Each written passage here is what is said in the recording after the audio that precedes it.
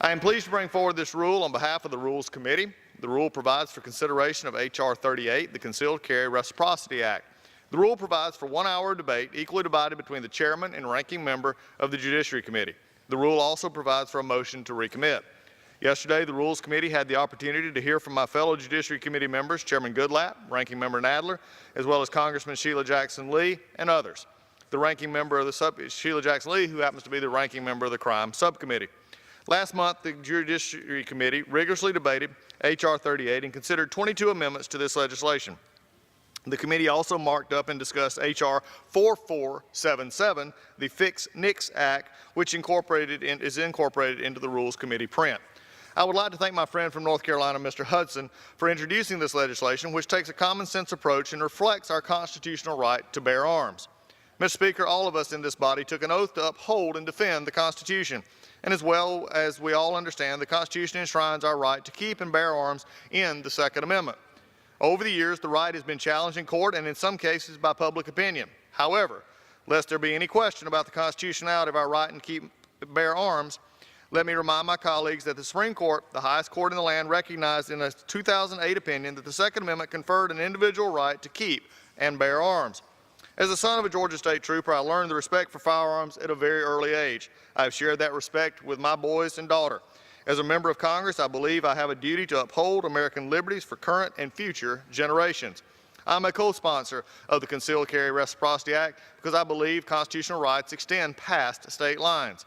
Mr. Speaker, the Bill of Rights isn't a philosophical exercise. It's a document that protects the practical expression of liberties that our forefathers recognized as essential elements of our democracy.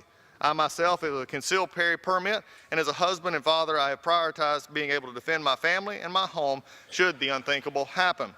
I'm also a sportsman, a hunter, and an ardent defender of the Second Amendment. But like many others, the primary purpose of my owning and keeping a concealed carry permit is self-defense. And I don't think that right should be undermined simply because I travel to another state. This bill upholds and recognizes state laws while ensuring that driving across state lines to run an errand, go to work, or visit a relative doesn't block out an individual's rights. Mr. Speaker, I tell you a very recent story about how firearms play a critical role in self-defense and promote public safety. Just yesterday in Dawson County, in a part of my district in northeast Georgia, a woman witnessed an individual attacking a sheriff's deputy at a local gas station. The woman was in possession of a firearm and fired at the suspect. While details are still unfolding, at this point it highlights the benefits of a citizenry that is reasonably and responsibly armed.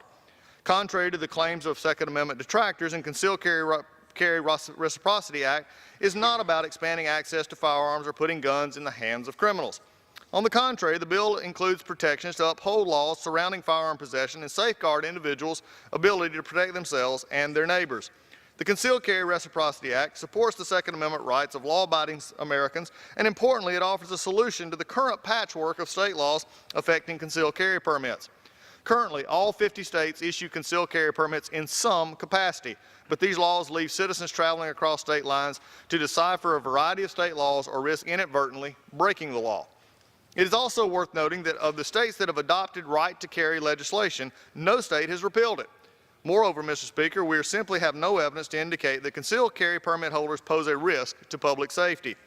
The Concealed Carry Reciprocity Act upholds states' rights to establish their own permitting requirements, but it takes the common sense step of allowing individuals who meet the criteria for concealed carry in their home states to bear arms in other states as long as they follow the local concealed carry laws of the state that they are in at any given time.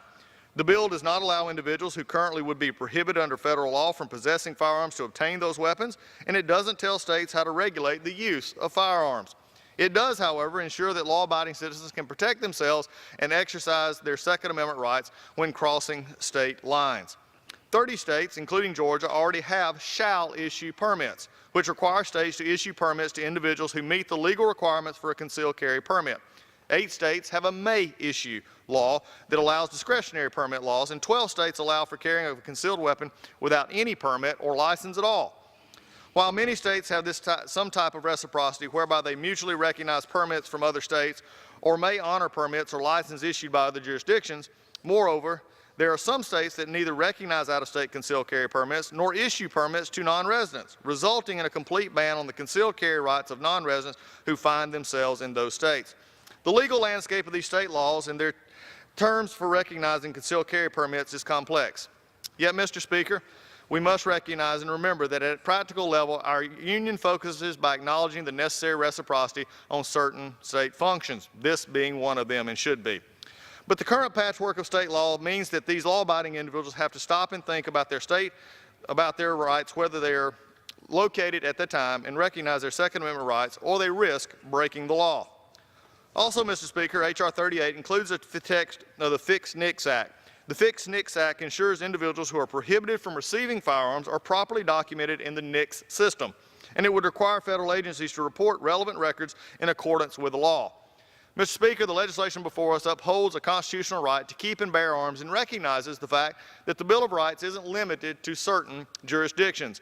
Our founding fathers carved certain foundational rights into our democracy, and today's bill simply upholds the spirit and the letter of the Second Amendment. With that, Mr. Speaker, I reserve the balance of my time.